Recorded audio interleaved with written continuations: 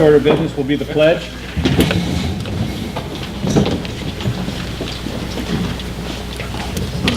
Remove the headgear, please. I pledge allegiance to the flag of the United States of America and to the republic for which it stands, one nation, under God, indivisible, with liberty and justice for all.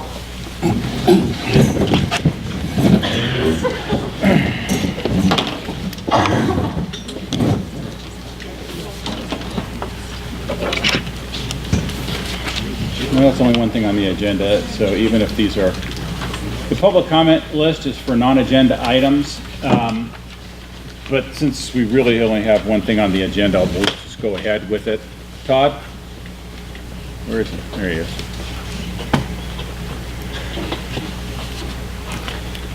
Yes. 3 minutes. My name is Todd Riley. I'm a counselor at Sandpoint Middle School. Thank you for letting me address you.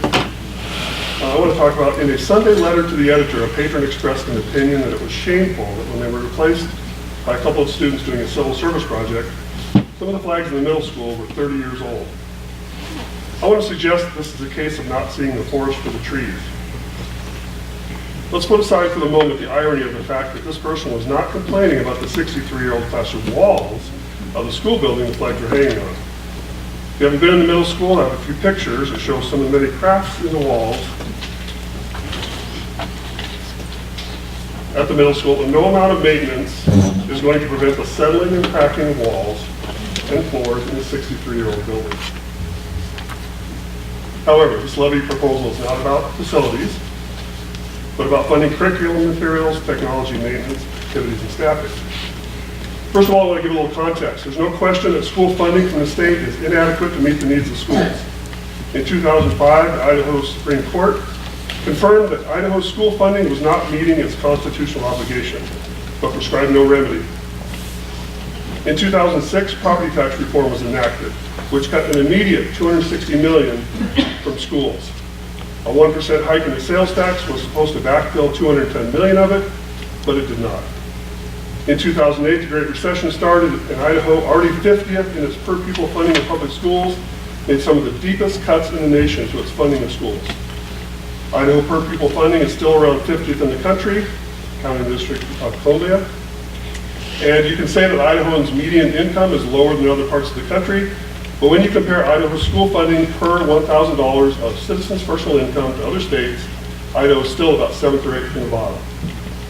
In the last legislative session for this fiscal year, the Idaho legislature approved operational per classroom funding for schools equal in raw dollars to what it had been in 2009. However, since 2009, insurance and utilities costs have risen, among other things, and inflation during that time has been between 12 and 13%. Therefore, while the costs of providing education have risen, operational per classroom funding from the state in inflation-adjusted dollars is still 12 to 13% less than it was 7 years ago. That's why over 90 of Idaho's 115 school districts routinely have supplemental levies. During the past several years of cost cutting, the regular replacement of new books and curriculum materials has been stalled. The last levy supplied much needed new math, text, and materials, and this levy, if passed, will provide for new curriculum materials in language arts, but still won't be the end of the need.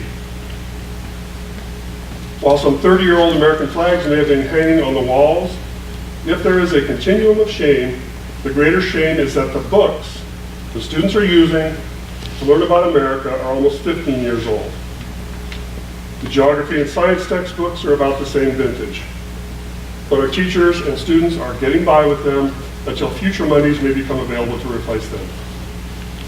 Todd, wrap it up. The Idaho legislature, by design or default, has made it clear that it's up to the individual communities to determine what kinds of schools and educational programs they want and are willing to support. The question, as it has been the last several levy cycles, is do we want to continue to provide good and improving schools and programs in our district, or do we want to go backwards? Thank you. Thank you. David?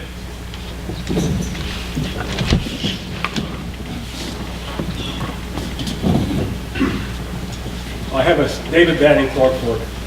I have a statement to read here. It's nothing personal. It's everything with the budget.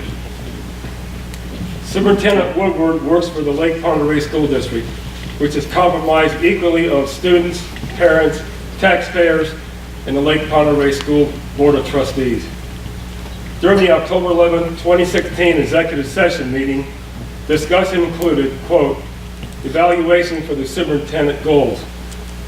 Was Superintendent Woodward given his annual goals months into the new year, or perhaps a change in goals from the May, June, July 2016 time period?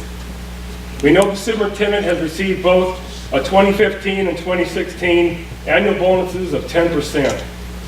Without seeing the criteria of the superintendent's goals, it is arguable that the superintendent goals are being changed to accommodate the need for a second facilities election plan. When the taxpayers pay the superintendent $14,100 per year or $28,200 over the life of the supplemental levy, they are just in asking what goals are being rewarded. The superintendent's bonus earnings are clearly enumerated as a matter of public record by contract with the Board of Trustees. So must be the goals and objectives to which they are attached. This is a request for public records.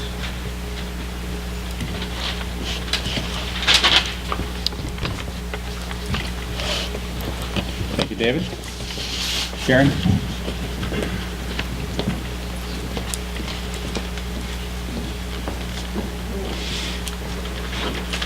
I want to wish you and all here a Merry Christmas. This is Yvonne. Keep pushing buttons till the little red light goes on up there.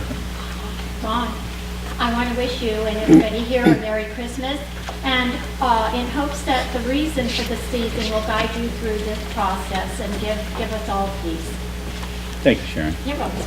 Thank you. Okay, I think that's Thank you, Sharon. all we have. And next on the list, All right, you're on. here we go.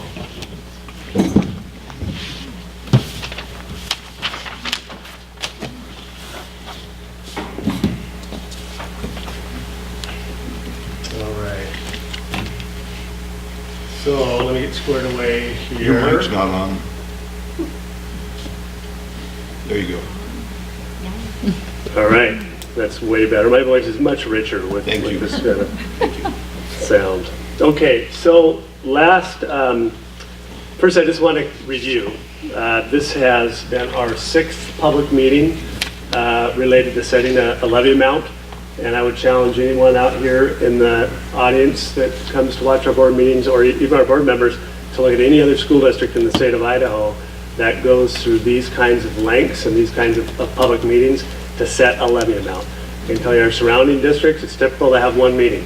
So I want to say thank you to the board for allowing the public many opportunities to listen in depth about how we're spending our levy dollars, or how we propose to spend our levy dollars. You've given the opportunity for lots of feedback and public comment. I think that's the right thing to do. And during that time, I appreciated the tough questions you're asking of me as superintendent and the thorough manner with which we are going about this. I was asked to prepare another proposal and come back, and I think I come back with one tonight that is representative of the concerns and the questions that came up at the last meeting. It's a blend between proposal 2 and 3. And as you know, that's where we were centering on at the end of the last meeting. And proposal 2 was approximately $8.7 million per year. Proposal 3 was approximately $8.3 million per year. The proposal tonight is $8.5 million per year. So I'll be able to articulate real briefly where those adjustments were made. So this is going to be a little review. I will not go into detail on any of these other than just showing you where they are at. So this spreadsheet here shows everything. So it's not parceled out like it has been in the past few weeks. It shows everything with a total at the bottom. So the proposal includes the $50,000 plant fund increase over the next 2 years. That can be found right here. in building maintenance. As you can see, the last 2 years, it's been 100,000, 100,000. It's been increased to 150, or recommended to increase it to $150,000 each year. That's that $50,000 plant fund amount. This includes adding counseling support at the elementary level, right here. Adding support of the track programs at Clark Fork Junior Senior High right here. Adding the CNA, Certified Nurse Assistant support here each year. Adding public records request support here. As well as we talked a bit about the full day kindergarten, and we had a proposal 1 that I articulated. It's good for us to have the conversation going forward, how we can increase the full day kindergarten offerings in our school district. Of course, the amount I showed was, I knew we've got a ways to go before we can do that, $270,000 per year. This would just be adding $20,000 per year to continue to increase the number of sections that we have.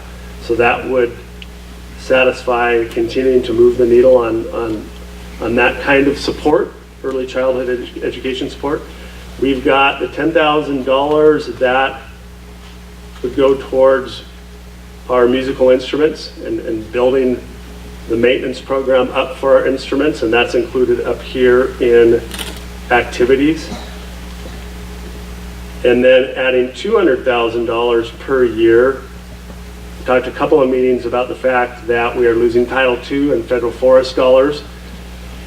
It's looking more and more likely that that's going to happen. We'll see what happens in the next couple of months, but that would offset partially the somewhere around $230,000 that we're projecting not getting. So the overall ask, you're probably wondering, okay, so what has changed? If you go to curriculum, the overall ask is $200,000 less per year than my original proposal. It shows the curriculum budget, in particular the adoption piece, being reduced by $200,000 each year. We would not be able to do a full K-12 English language arts adoption in this scenario, if that is what was decided after doing an instructional review process. Rather, this would still give us the ability to shore up the existing curriculum. You know, in that particular subject area, as in science and social studies, we do need to embark on a gap analysis and do that work. This would at the very least allow us to say, okay, with our English language arts, where are we at? Where do we need to invest a little to make sure that we have the right materials in the hands of our students and teachers? If the under this scenario, if the federal forest dollars come back, I would recommend putting those dollars back into the curriculum budget as well. Earlier, when I was showing proposal 2, I recommended, that was with the curriculum budget being a whole, that we levy a lesser amount in year 2. In this scenario, again, I would recommend it goes into curriculum. The overall proposal shows a 2-year amount of just over $17 million, or approximately $8.5 million per year. And a big question, one of the big questions, is how does this impact taxpayers? It would be moving from $176 per $100,000 of net taxable value in the first year to $180 per $100,000 of net taxable value. So if we're looking in year 1 at a home assessed at $250,000 with the homeowner's exemption, it'd be taxed on $150,000 per year. This would equate to a $6 per year increase. I'll use a $350,000 amount to compare that. That in year 1 would be approximately $10 per year increase, so under $1 per month for this levy increase. It's also our recommendation that we would levy it, not a flat amount over the 2 years. It would be $8.3 million in year 1 and $8.7 million in year 2. This would be a 2% increase in the tax rate each year. It doesn't match up here, Geraldine. Okay. It's just an illustration of the 17 million in the particular budgets. But if we levied at 8.3 and 8.7, it would be a 2% increase in year 1 over the current tax rate, a 2% increase over year 2. If we levied a flat amount, that first year the increase would be a 5% increase, and then it would decrease. So it would be most appropriate to have a smaller increase in year 1 and then keep it at 2% the following year as well. Also, in an effort to be more transparent than we are currently and responsive to public comment, it's our recommendation that we have more of a line item ballot than we've had in the past, so that we could do more itemization of how we're spending those dollars. We'll bring that to you on January 10th. We're working on a draft for you right now. As a reminder, with all this said, we're still looking at reducing our general fund by $611,000 or so based on our projections. And I know I've shared this over the past 6 meetings a little bit. I just wanted to make sure that stays part of the conversation so there's no surprises as we work forward. So, what questions might you have? I'm sorry, I missed the year 2 part. Year 1's $180 $1,000. What was year 2? Year 2 would be 184. Let me double check. Which numbers are you talking about? The 8.479 and the 8.520? So if we levied approximately 8.3 million in year 1, the tax rate would increase to $180 per 100,000. And then 8.7 in year 2, it would be $184 per 100,000 of net taxable value.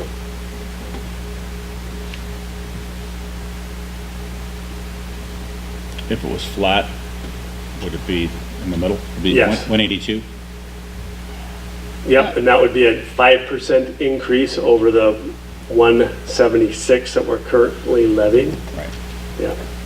If you levy 8.3 million as you've recommended, where would the money shift from year 1 to year 2 in that budget? General fund. Out of the general fund? Yes, and we'd have to come up with, there may be some areas that would make more sense to have less in year 1 than year 2, so we'd work through that. And Okay.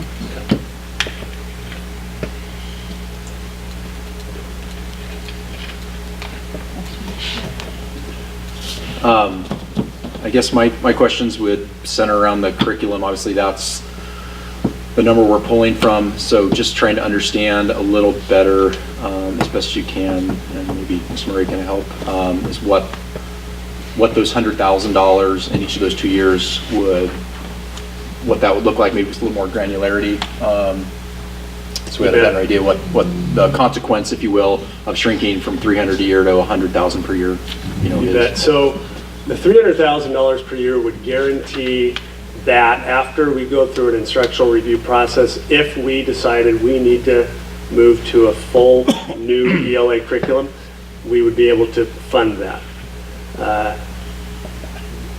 Oftentimes when you have course or content areas that if you're waiting 10, 11, 12 years, it's pretty common to do a full replacement, but I'm not suggesting that that's indeed what would happen. So what we would be missing would be perhaps a full ELA curriculum. I think my best guess would be at this point that it would not require a full K-12 overhaul. With that $300,000 per year, it would probably be more like K-5 or through to K-8. With the remainder of those dollars, we'd be looking at other curricular areas such as science or social studies, which the needs are very great as well. So cutting that out would suggest that we'll be able to do one thing, and that would be shoring up existing ELA curriculum, and dependent upon what the needs are, we wouldn't want to piecemeal anything really together. We may engage in some more curriculum development and then push some dollars towards perhaps elementary science, because we know that's a really high need for us right now. So we wouldn't get to the point of piloting anything, just not knowing what the funding would look like. No sense piloting something if we aren't ready to Exactly. put something in place. Yeah. Okay.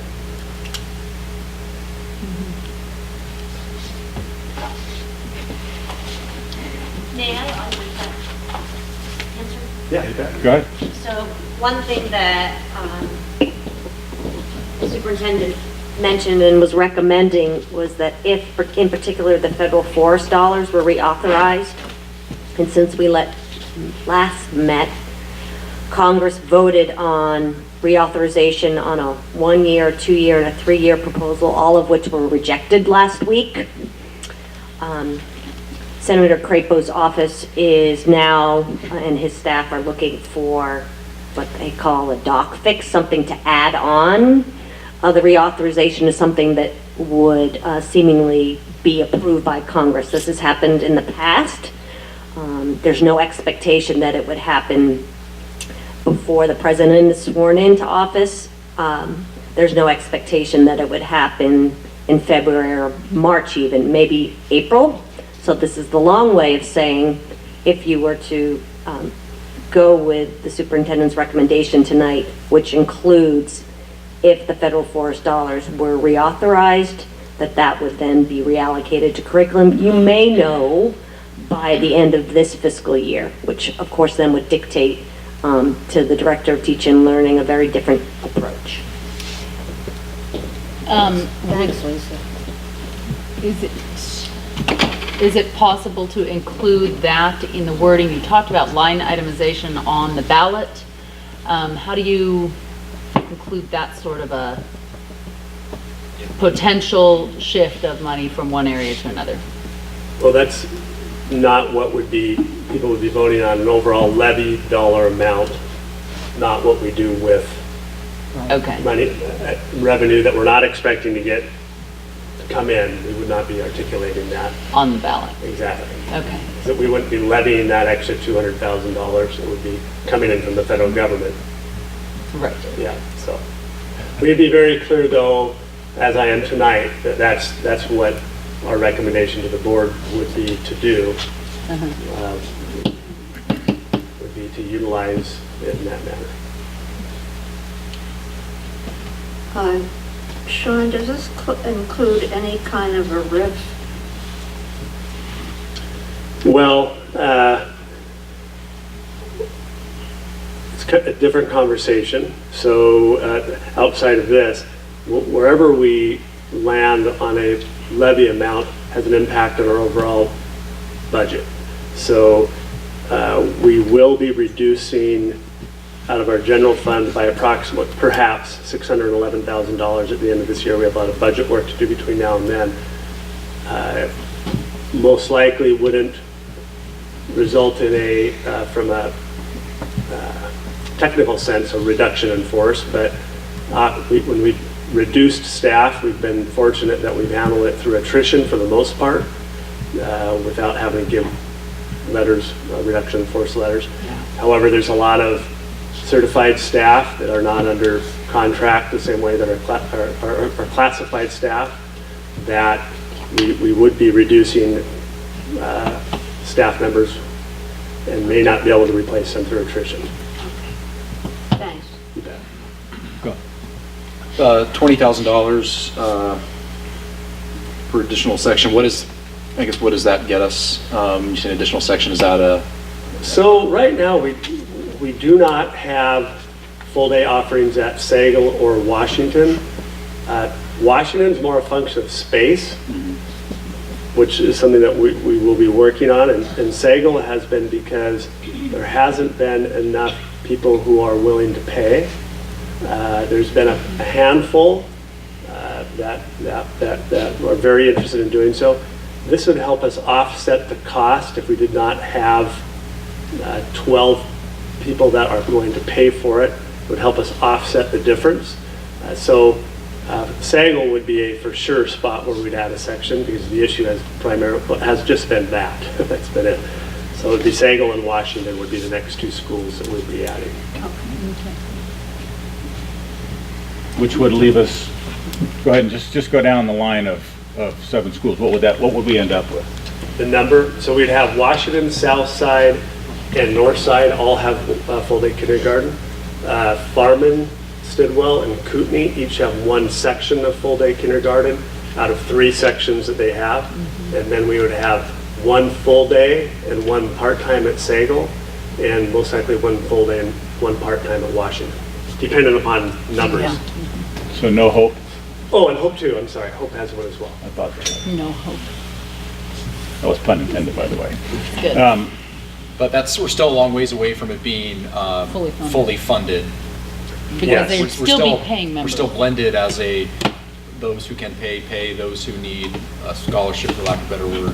Exactly. Okay, so okay. We have a lot of sections at Kootenai and Farman filled with students. If their families could afford it, they would absolutely be in. The need and desire is there, no doubt, as an intervention.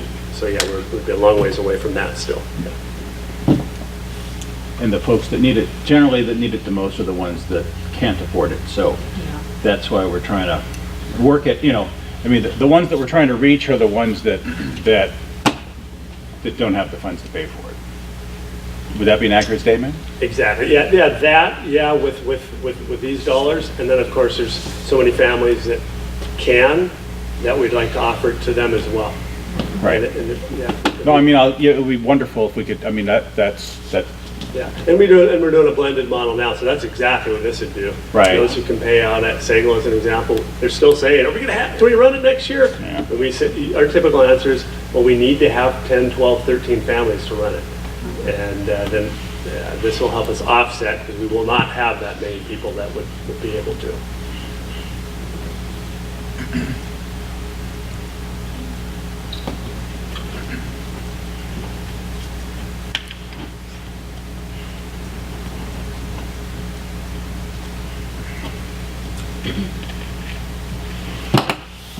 Well, my comment is, I think you did a terrific job in trying to address the concerns, the questions, and the goals that we put forward the last time, trying to narrow this down. And I think you landed in a good spot. And it helps us maintain the good work that we've been doing, and still do it in as lean a way as possible, keeping in mind you're still cutting 611, keeping in mind that the state is not back to where they left off when it went off the financial cliff. If you look at it in today's dollars, is my memory correct? 6% short? And how much do we get from the state? 19-ish? Is your question an adjusted inflation? I- Compared to 2009, the What- state's appropriation is still 6% behind. Right.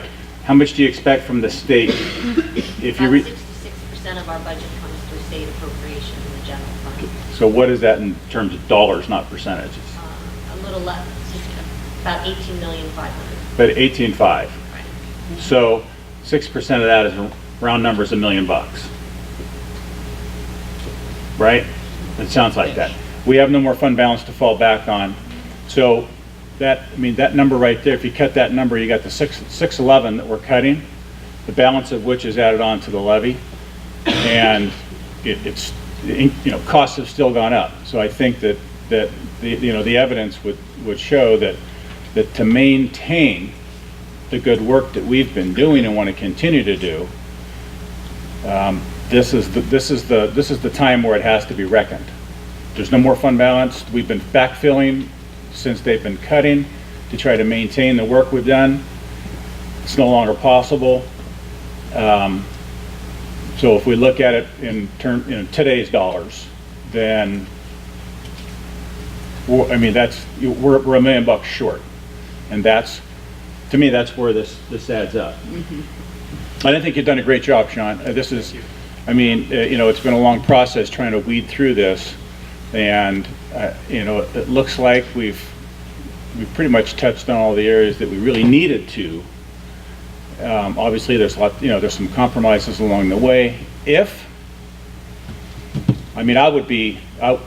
Today, I don't know what I would think in April, but today, if the federal forest dollars came back, I would be inclined to come back and take a look at the curriculum again. Yeah. Okay. Great. Cool. I just want to say that I was hoping to come in a little closer to a flat rate that would come before households. So I really want to make it a priority. I heard the comments last Monday from the other 4 trustees that they're, you know, it's blood from a stone. We really need a lot of these things, and I appreciate you coming back because you heard what the priorities were from the different trustees.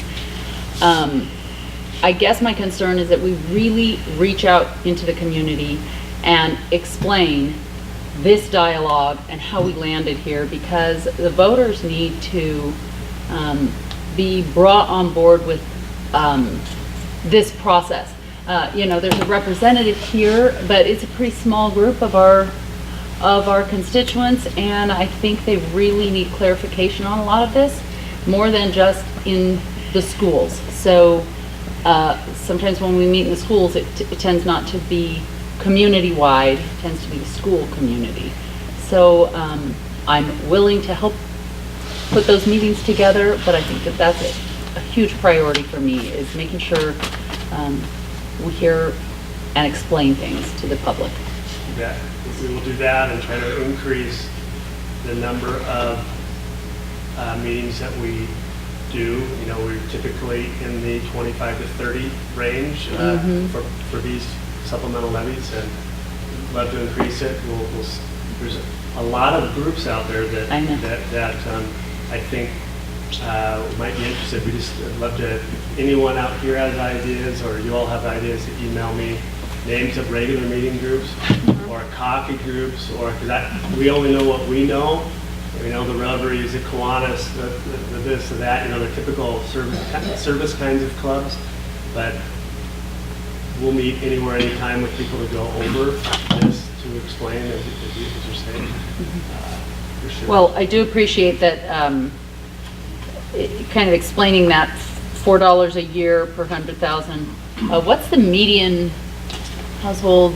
So it's an interesting question, because we can look at completed sales transactions of the last year, which is different than assessed value. Right. So the median right now in Sandpoint is approximately, over the last year of closed sales, is approximately $241,000.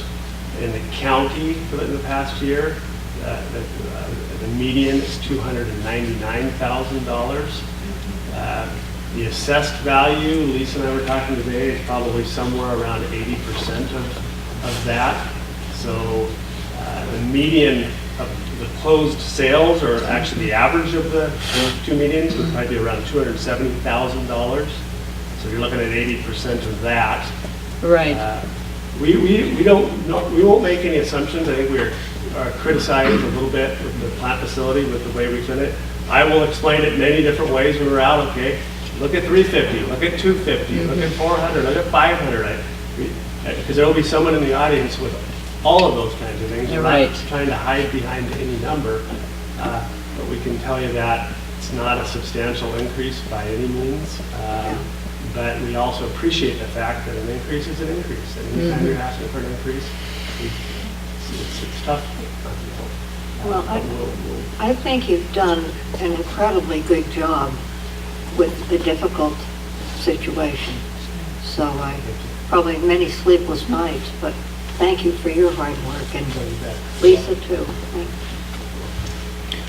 So, Well, I mean, does anyone else have any questions, comments, concerns? I have a comment. Please. I've been playing with the numbers also. And you came very close to mine. In fact, yours are under mine.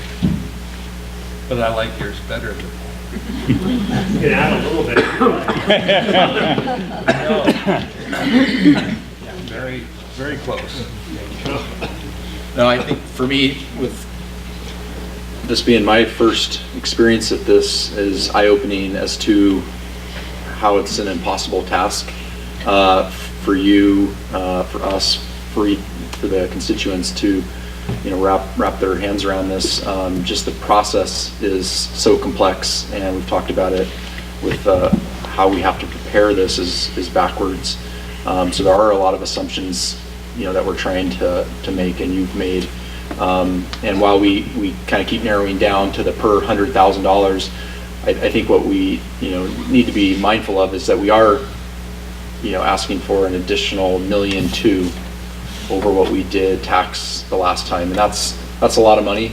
And I say that as being one of the ones that publicly was, asking for the higher amount at the last meeting, and it's hard. You look at this and, we're still sucking $400,000 out of what we probably all agree, should be put into curriculum to ensure that we're putting the best product out there. But what I think I can get comfortable with is the process that we've gone through, that we've gotten the recommendations from the individual department heads to get to these numbers. We've vetted each of these major line items, and while that 1.2 is a significant, I think my numbers, it's an 8% increase. We do need to remember that the last cycle was flat over the cycle before it. So while 8% is a significant increase over 1 year, when you look at it, or after one cycle, when you go back, or it's 2 cycles really what we're looking at here, I feel comfortable that we've examined things thoroughly. I think our assumptions are reasonable.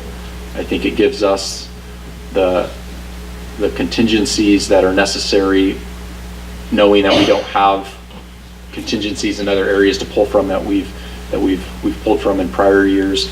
So I'm comfortable with the process we've gotten, and I think to Geraldine's points, we need to make sure we explain that process out there, because the message is really the only thing that we need to hit now, and it doesn't matter how good our process was if we don't explain it, we don't message it well, and we don't take the time to meet with people and answer questions. The process then is irrelevant. So thank you for your work and all the other department heads who put in the time and energy to get to this point and gone back and forth with us, and we ask one thing, then we ask you a different thing the next go around. So thank you.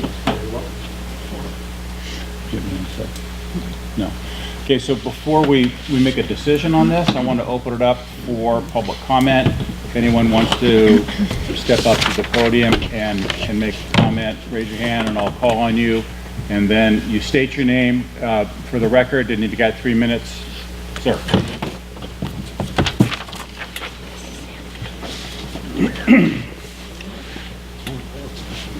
My name is Phil Westman. I live here in Sandpoint. I think you need to. Oops, I'm sorry. Sorry. So, the little Turned it off. face on there, sorry about that.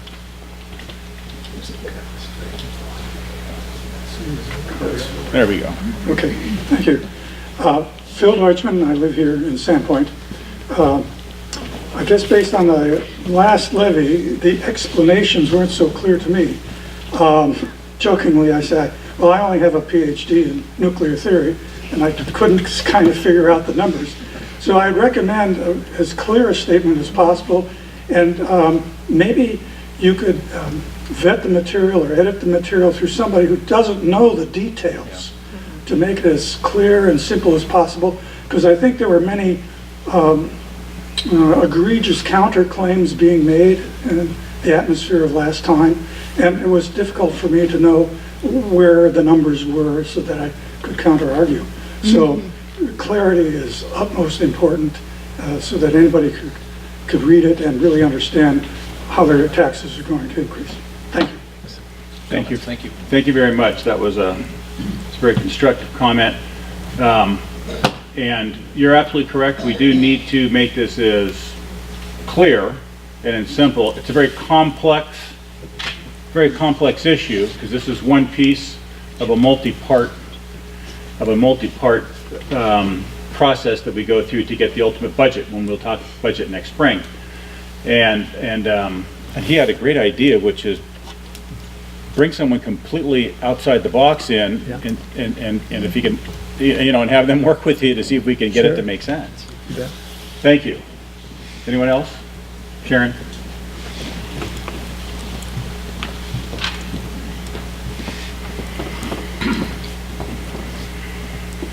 Sharon Banning, Clark Fork. One is a question. Do you know, Sean, what the percentage of second homes that don't get the tax break? I do We not. don't know how many? No. No. I don't know. The assessor Not a probably, third, the or- assessor would probably know. I don't have that information. Okay, because that makes a difference too. That's more revenue for the district, right? I think the base that Lisa was talking about as far as the overall taxable base, I think includes the home, was that net of homeowners exemptions? So that was I think that was the percentage we were kind of running off of from arriving at the 176 per. Not per inclusive of those that don't have the homeowner's exemption? My understanding it was the net. It's the net assessed number. value, so some have homeowners, some don't. Right. So how do you come up with a figure that you can work with? I mean, a It's- guess. The number is based on their assessed value. So Okay. if you have a homeowner's, your assessed value is less. Correct. And the number that Lisa got from Jerry is the assessed value of all the Okay, so property. 80% of that. No. No. John was using that as an estimate versus the retail value of those houses that his opinion or thought that the assessed value is roughly 80% of the retail value of the transactions that closed this year. So he was, I think, just trying to get an estimate of what the median home price was. I think just different conversation in the overall taxable value. That was my take on it. Yeah. So Does that if- make sense? If, No. okay, so let's say you lump together all of the homeowners' assessments, Correct. and that's X. All the rest that don't have a homeowner's exemption would be Y. Correct. X plus Y equals the number that she's been giving us, that Okay. we've been using. So it's in the equation already. Yeah. Okay. The second comment is, How'd I do, Mr. Albertson, with my little math formula? Was good? Okay, good. He's a math teacher. I figured. You're putting a little bit extra in to cover what the forest monies would be if we got them. How can you, and where would you put the verbiage that would guarantee that if we get the forest monies, they would go towards curriculum? And that's one question I asked about ballot, but it wouldn't go It wouldn't be on the ballot, but someplace It would- in What would happen is the board would bring it up in a future meeting. Right. If we were to get that, it would be brought to the board. We would have a similar discussion and make a decision at that point what to do with it. I mean, I already have, in my mind, unless something else came up, I'm Right. totally, heading that direction. I but guess I'm looking for a guarantee that it would go towards curriculum. You know what, I can't guarantee the We can't. future, because I don't know what's gonna come up between here and there. I don't know what the state's Okay. going to do, and if So we've budgeted extra monies to cover what the forestry would give us if they gave it to us, and if we got it from the forestry, it would have gone to curriculum, but if it comes in after we've already spent the money that we budgeted to cover what they might have given us. It won't come in after that. No, I'm saying we're budgeting money Yeah. to do something, to do what we would have done with the forestry money. So let me So say when that the in reverse. forestry money I'll comes- say okay. it in reverse, okay? I can't budget for income that we're being told we're not going to have. That would not be Right, wise right. to set a budget based on the hope that the politicians in DC might change their mind I and get that. actually, and do this. But we're doing that. No, we're no. Our budget is taking them at their current word, which is they've failed in this current section. And they're saying, no, you're not going to get it. So there's always, it's politics in DC, I guess I don't have to explain that to you. But there's always the It's a chance, swamp. there's always the chance that the spring, somehow, it might get snuck in somewhere, Right. whatever, and we end up with the money. If it comes in at that, if that were to happen, and it comes in, then we will have an open discussion just like this Correct. to figure out what to do. There are many needs. I mean, there could be facilities needs, there could be curriculum, we could be talking, I don't know what by then, the state legislature will have told us what we're going to have. We don't know if they're going to give us what they're talking about today. Maybe it's less. Okay, I guess I'm We're going to- disappointed in that it was said in such a way that we increased the budget this amount because we didn't get it from them. But should we get it from them, there was almost a promise it would go to curriculum, but that isn't really so. No, let me rephrase that then to be perfectly clear. We're going to It's an budget on the intention. money that we believe, or that we're told we're going to have, to the best that we can. I mean, as far as the state is concerned, those funds, we won't know that until the session is over, but we have an idea, and we've been doing pretty good. When I say we, I mean Ms. House has been pretty darn good with working with our legislators and JFAC to try to get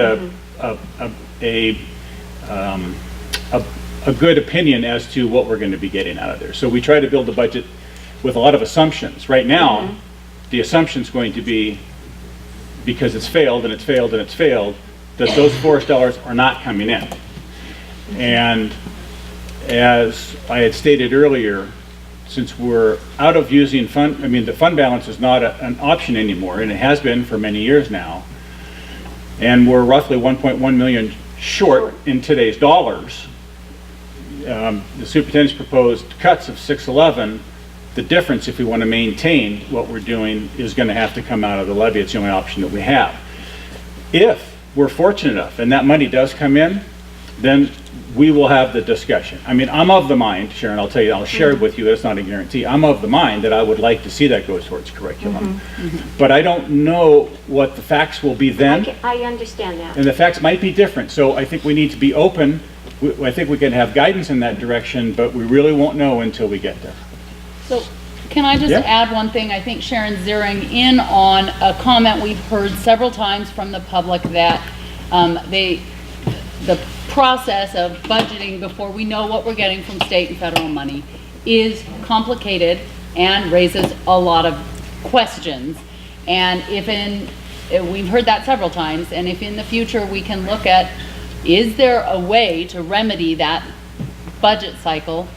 It's not going to happen right now. It's not going to happen in this time frame that we're looking at for this year.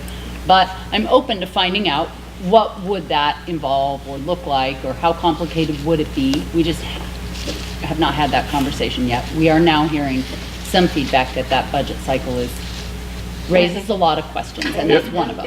Be assured that should that money come in, after we all take our trip to Hawaii, Right. the money will just, I know. Jill, that's on video. Oh, come on, we're on a budget. It's San Diego now. No, exactly, good. Okay. All right. Thank you, Sharon, appreciate that. Todd?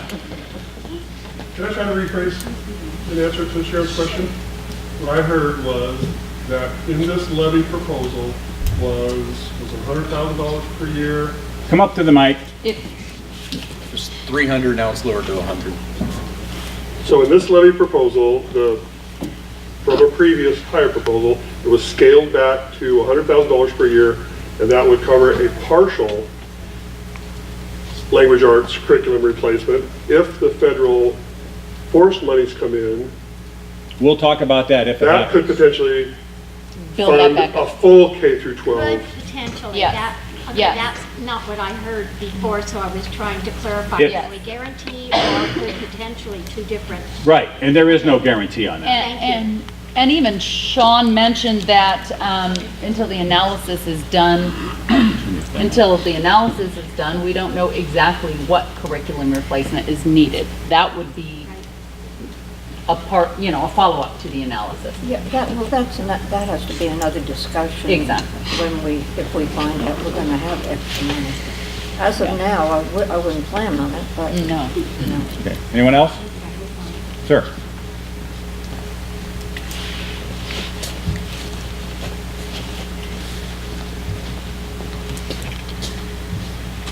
Kelly Pryor. As a CFO for a very large company in this community, I just wanted to share my appreciation for the diligence and the detail that this process has undergone. And I can certainly say for operating a large business in the community, I would be very happy with only a 2% per year increase in our cost structure. And so to have that cumulative 8% over that 3 cycles is amazing to be able to accomplish. So thank you for being great stewards with our dollars. Well, thank you. Thank you. Anyone else? Don't be shy. Jeff? I'm Jeff Penrose. I'm the principal of Lake Pondere High School. And I just wanted to mention something I'm sure you guys have heard before. My educational lodestar is a man named Robert Marzano, who often tells us that the number one thing you can do for students is to offer a guaranteed and viable curriculum for them. And if you look across the district and you don't see a guaranteed and viable curriculum, then he'll say kind of stop everything and do that. That's a really important thing. So I would really not want to see it reduced anymore for curriculum. And I hope that if any additional monies come in, we put that straight in the curriculum, because English is just next up. We're behind it on a lot more than that. So please attend to the curriculum when possible. Thank you. Thank you. Appreciate that. Anyone else? Okay. So we need to make a decision tonight, and I'm of the persuasion that Sean did a terrific job in addressing all of the questions and the concerns and the direction that I think that we've given him over the course of the last half dozen meetings. And I rather like this. I don't like any increase, but to me, this is a compromise. We're still having to cut 611. We have to address the shortfall. I mean, the numbers are the numbers. And we need to do so in a manner that we can continue the mission that we've been on for the last 15 years until such time as that mission changes. Thank you. So anyway, that's where I am, and it's time to make a decision. Does anyone have any more comments that they want to share?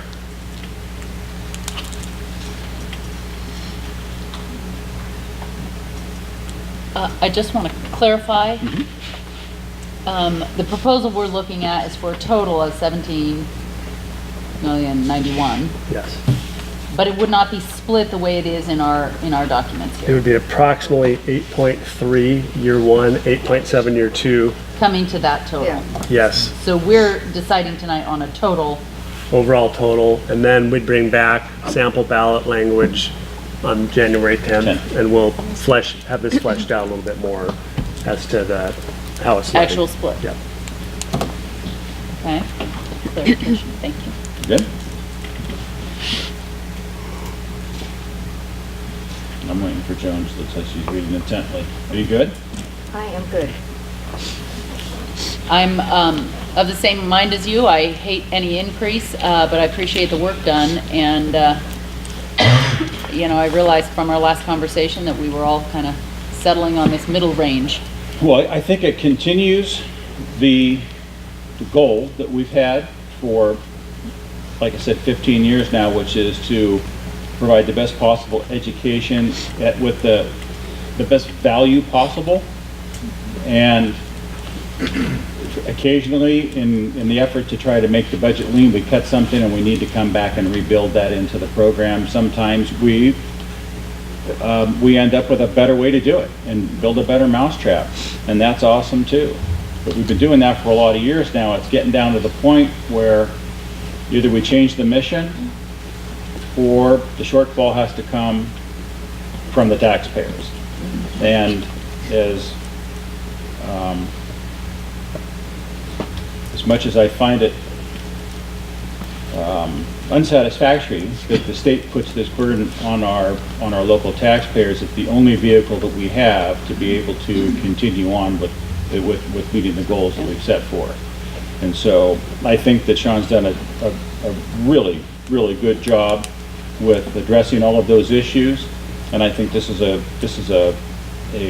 think this budget puts us in a good place to attain and continue on meeting those goals.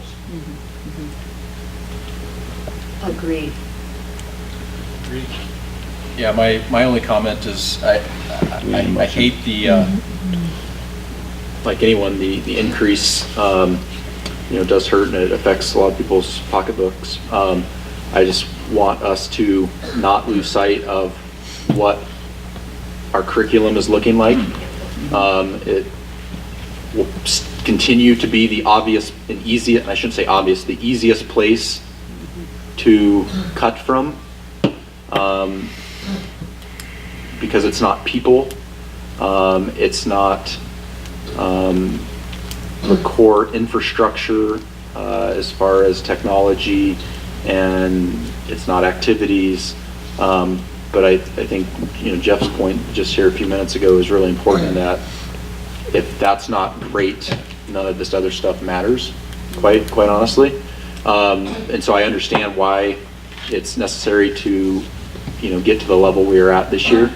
The further we push it out, the bigger that number gets. Well, at least, and I agree with everything you said, but however, having said that, I will say that if we were to continue on the next go-round, and so you have 100 a year, 100, and then you're stretching the time frame out, granted, but I think we'll still get there. It's like the full-day kindergarten. We can't go all in at this point, but we're trying to improve. No, I agree. Improve that circumstance, because it's in the kindergarten example, either we pay for it now or you pay for it later.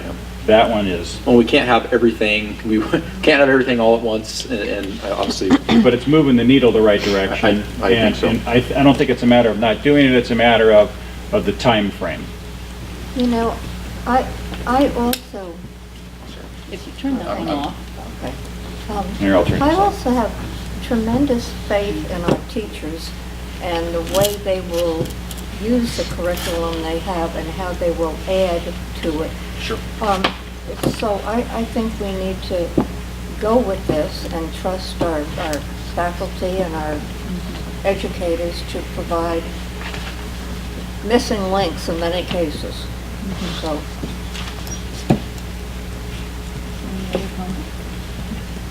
You want to come up to the podium? Turn it back on. Sure. Yeah, boy. Thank you, Thanks, James. You bet. My name is Sandra Deutschman. I live in Sandpoint. From what I've heard you express, it seems like our state is not supporting us. Amen. The legislature, and of course, we in North Idaho might not have as much wealth as they do down in Boise and Sun Valley and all of those other places. And I feel that our state representatives up here should be our strongest advocate to go down to Boise and say, let's get some equality and distributing money to places where everybody needs it, not just our school district, but every place else. If the costs of everything are spread out throughout the whole population, we all benefit. And so we don't have to feel that some of our lesser people who have less money here are taxed because of the disadvantage in their incomes, which is a shame. There are people who may not be able to even, meet higher taxes. And this wouldn't be our problem if Boise would step up and support the schools statewide in this state. We have a great state. I think we can do it. You're preaching to the choir. I accept your nomination for representative of joking. Yeah, you're right, and it's the long, and to testify to that, I think the current count is up to 80% of the districts in the state have to pass supplemental levies to fully fund the education effort. So.